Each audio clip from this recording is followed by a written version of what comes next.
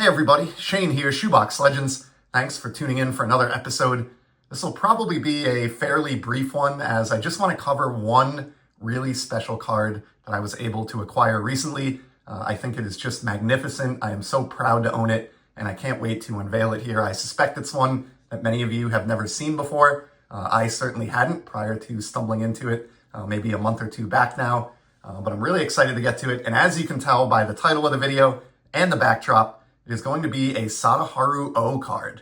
Now, he is someone who has been underrepresented in my collection for decades now. Finally got my first playing era O, which you see on the right there from my good buddy Dylan. That is his first Calby card from 1973.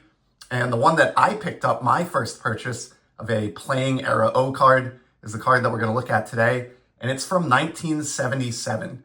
And it's a commemorative set that was put out in Japan to honor him passing Hank Aaron for the career home run record.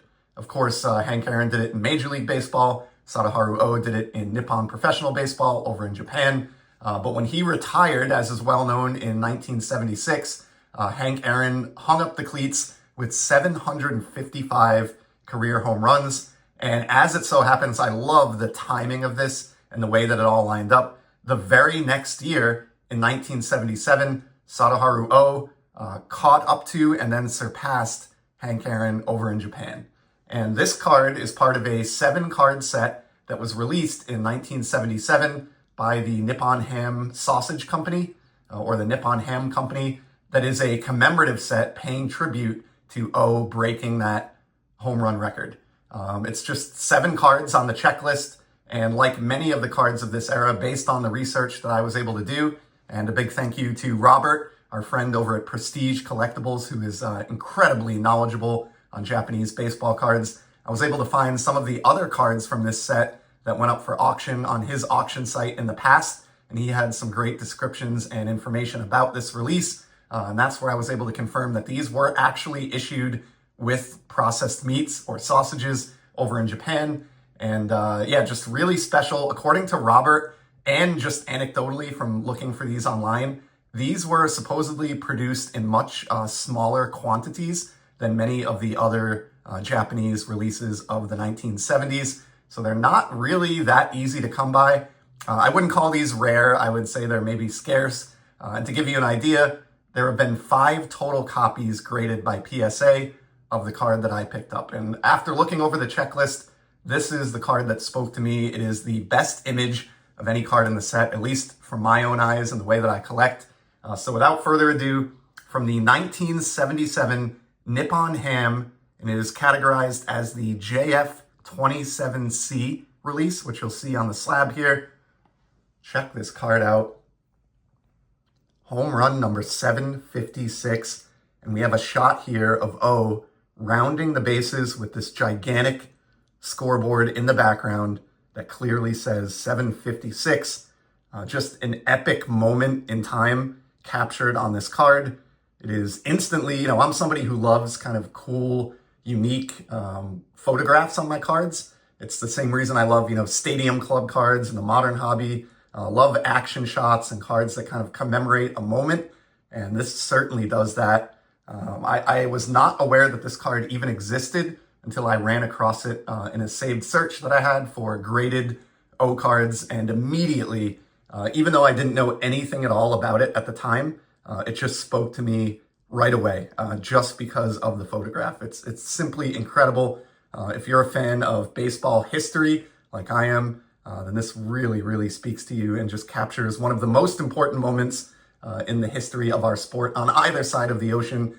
O, of course, would go on to swat well over 800 home runs and is still considered the active career home run leader across Major League Baseball and Nippon Professional Baseball combined. So this is a really, really historic moment. And yeah, that photo is simply incredible. As I said, only 5 copies of this card ever graded by PSA.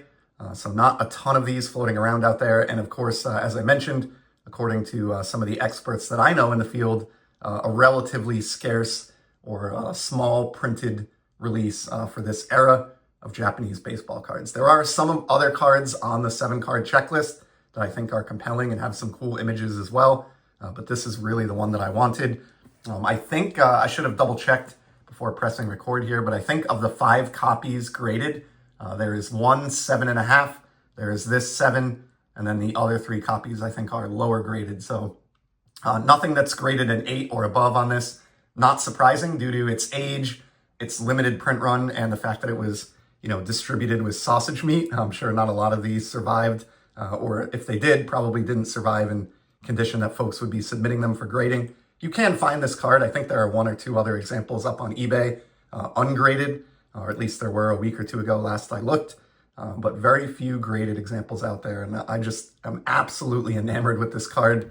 We'll take a quick look at the back, which also has the 756 noted prominently. Love the design here. This feat took place on September 3rd, 1977. One day after my birthday. I was not yet alive in the 70s, but just an incredible, incredible moment in the history of baseball. I love that I have this represented on cardboard in my collection now, and this is definitely a card that I will cherish. Likely to make my upcoming top 100 card countdown that I'll be working on in the month of December. I really enjoy doing that each year here on the channel, so I hope you'll tune in for some of those coming up. But for today, that's really all I wanted to do, is show off that beauty, talk a little bit about it in its context. I love how it pairs up with the Hank Aaron Home Run King card on the left here, which is very well known in our hobby, and with good reason, and just really, really pumped to have that beautiful O to put with it. So you're looking there at the complete extent of my Sadaharu O playing era collection. Hope to add more in the future, but if I never did again and was left with only those 2 cards, I would be more than happy. And I'm really, really glad that I've kind of gotten him some better representation at last.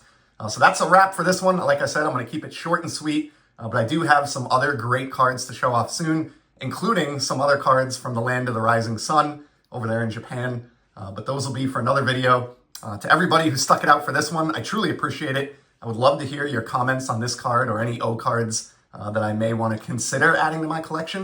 If you have time to leave a comment below. And in the meantime, I hope everybody out there is enjoying the hobby. Take care.